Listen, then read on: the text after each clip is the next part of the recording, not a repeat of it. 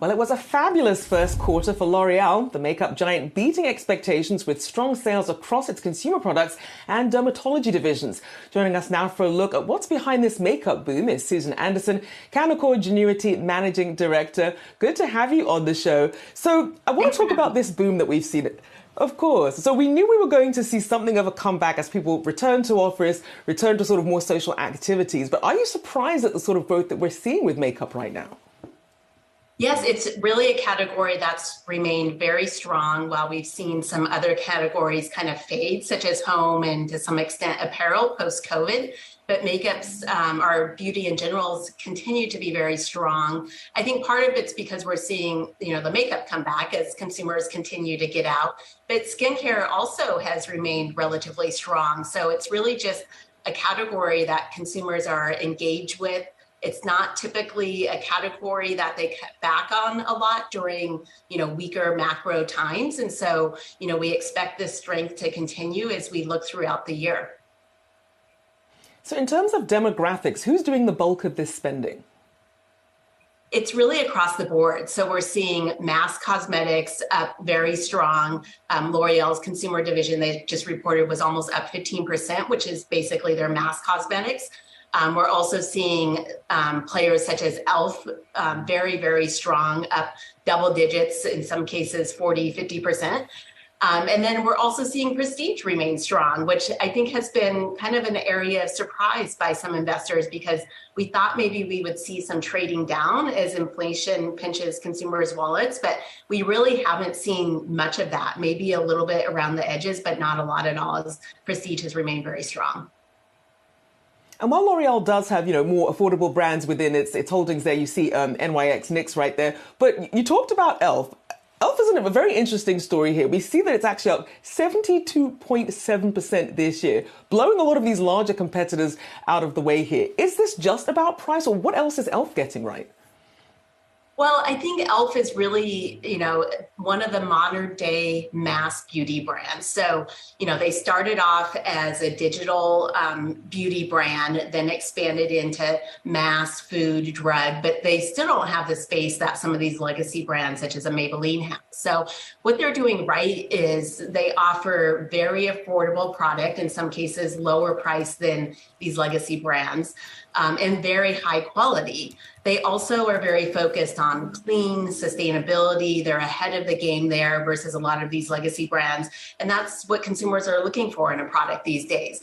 And then finally, I think they've done a really good job marketing the brand with social media.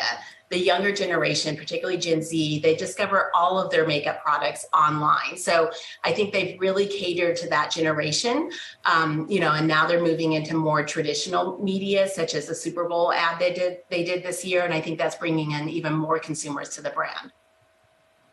It certainly adds to that list of TikTok made me buy it, because I know that when you see these beauty trends and how easy a lot of the influencers make it. So with beauty being so huge on apps like TikTok and Instagram, how much can we attribute the social media aspect of it to driving sales versus some of the other factors? Yeah, I think social media has been a big game changer for beauty in general. I think it's really gotten the consumer engaged in the category. It's allowed smaller indie brands to really come up, whereas, 30 years ago, it was really hard for these smaller brands you had to get into a store such as, a Target or a Macy's or something like that. So, it's really allowed continued newness and invention in the category. And I think that's really played a role in driving, new products, new categories, and really driving consumers to constantly try new brands and new things. And, for people who like a brick and mortar store, you also cover Ulta as well. You have initiated Ulta at a buy, and you have a price target of $622. What do you like in Ulta when you compare it to some of the other retailers in this space? Yeah, so Ulta is really, I view them as one of the best, beauty retailers out there.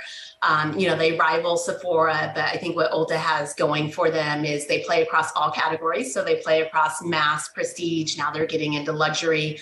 They also have services within their stores that Ulta does not have. So they have hair salons within the store, which I think is going to lead to and already has cross-selling opportunities, particularly as prestige hair care really starts to grow rapidly, double digits. I think that's going to be a big opportunity for them. Also, their locations are off mall, so you don't have to truck through a mall to get to them, and they're very convenient.